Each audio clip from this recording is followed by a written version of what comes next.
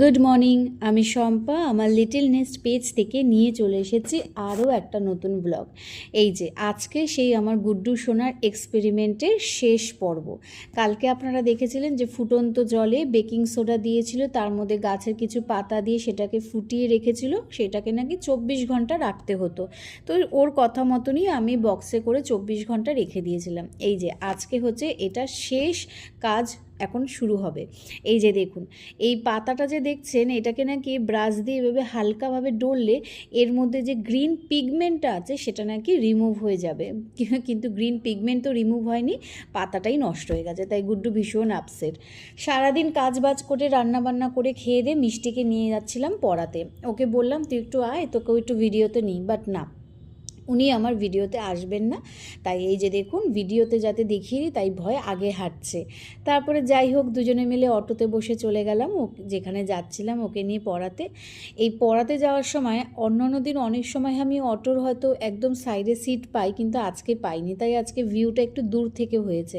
আমার মাঝে মাঝে মনে হয় কি, সব সময় রান্না বান্না ঘরের কাজ দেখি কি হবে, এই মাঝে মাঝে একটু বাইরে বেরোই, বাইরের এই প্রকৃতির দৃশ্য আমিও দেখে একটু অনুভব করি, ভালো লাগে।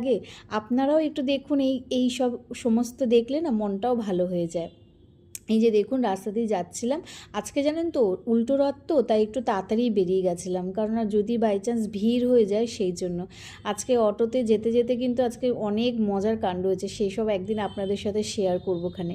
এই যে গাছটা দেখছেন না, এটাকে দেখে জানেন তো অনেক স্মৃতি আছে। এই গাছের নিচে আমরা একটা সমাজে কি আড্ডা মারতাম আমরা বান্ধবীরা, আপনাদের কি বলবো।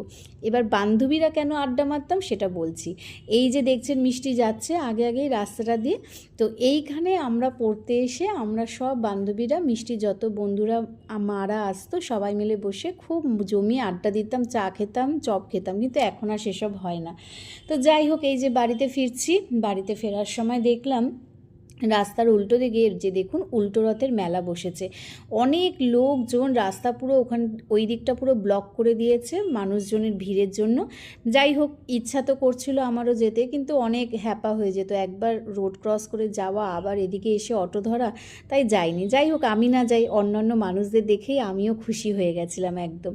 আর এই যে বাড়িতে এসে মিষ্টি বলল খিদে পেয়েছে, আমি তো ভীষণ টায়ার্ড, তাই ও নিজেই বানিয়ে ফেলেছিল আর নিজের জন্য, নিজের ভাইয়ের জন্য এই যে স্যান্ডউইচ। আমাকে আবার এক কামড় দিয়ে বললো যে টেস্ট করে দেখো কেমন। তো আজকের ব্লগটা এখানেই শেষ করছি, চলে আসবো আবার আমি।